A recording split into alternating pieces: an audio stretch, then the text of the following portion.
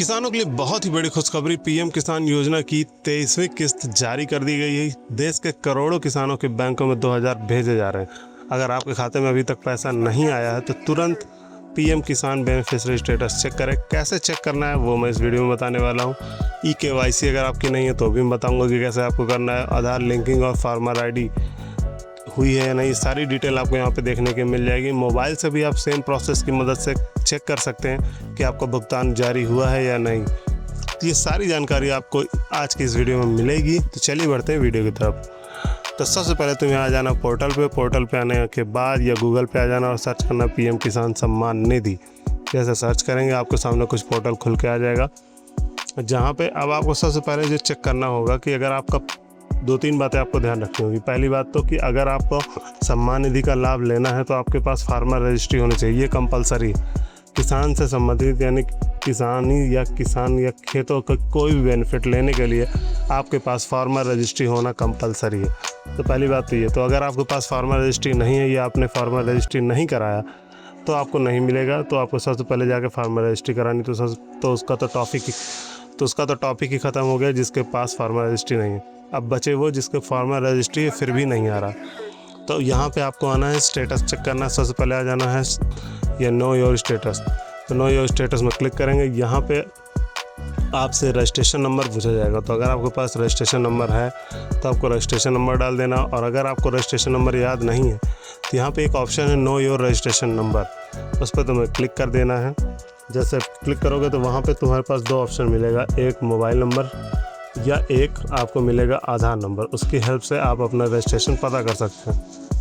तो उसमें आपको क्लिक करना आधार नंबर पे, क्योंकि जनरली मोबाइल नंबर चेंज होता रहता है लोगों का, इस वजह से। तो सबसे पहले आपको अपना आधार नंबर फिल करना है।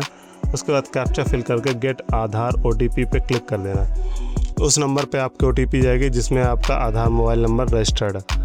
उसको OTP को यहाँ पे तुमको डालना है और तुम्हारे सामने जो तुम्हारा पीएम किसान सम्मान निधि का रजिस्ट्रेशन नंबर होगा वो यहाँ पे सामने देखने के लिए मिल जाएगा। उसको तुमको नोट कर लेना है फ्यूचर के लिए, ताकि नेक्स्ट टाइम जब भी तुम्हें करना हो तो तुम्हारे पास रजिस्ट्रेशन नंबर रहे और तुम्हारा एक स्टेप का काम बच जाए।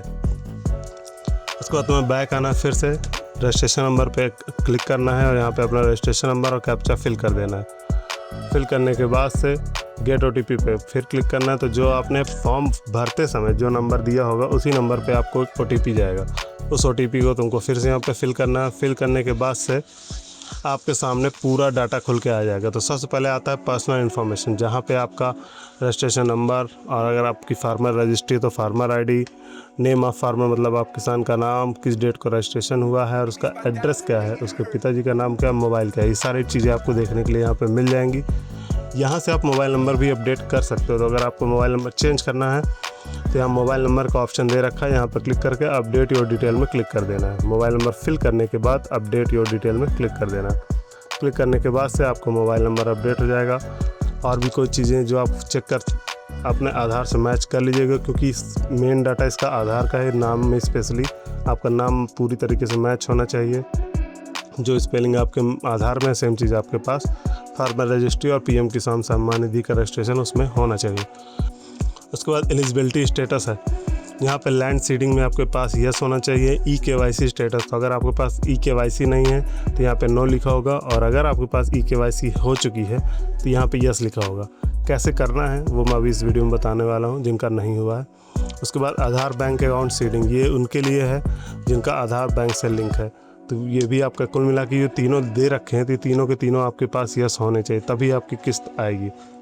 उसके बाद लास्ट KYC कंप्लीटेशन डेट यहाँ पे लिखा है कि लास्ट में आपने अपना KYC कब किया था उसकी डेट है यहाँ पे लिखी हुई। तो ये आपको चेक कर लेना। अगर आपकी सारी चीज़ें सही हैं तो ठीक है। व्यू अकाउंट डिटेल में क्लिक करके आप अपने अकाउंट भी देख सकते हैं।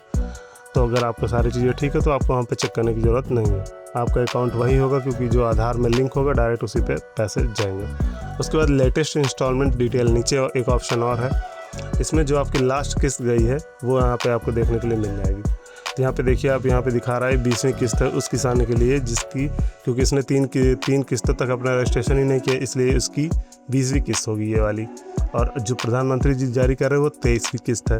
तो इन्होंने देर से थोड़ा रजिस्ट्रेशन किया, इस वजह से इनको 20वीं किस्त ही मिल पाई। 3 किस्त का इनका नुकसान हो गया। तो यहाँ पे आप देखोगे FTO प्रोसेस्ड लिखा हुआ है। FTO प्रोसेस्ड ये जो है फ़ंड ट्रांसफ़र ऑर्डर के लिए है। अगर यहाँ पे नो है तो इसका मतलब अभी तक FTO नहीं हुआ है, जिसकी वजह से अभी आपको पेमेंट नहीं आएगा।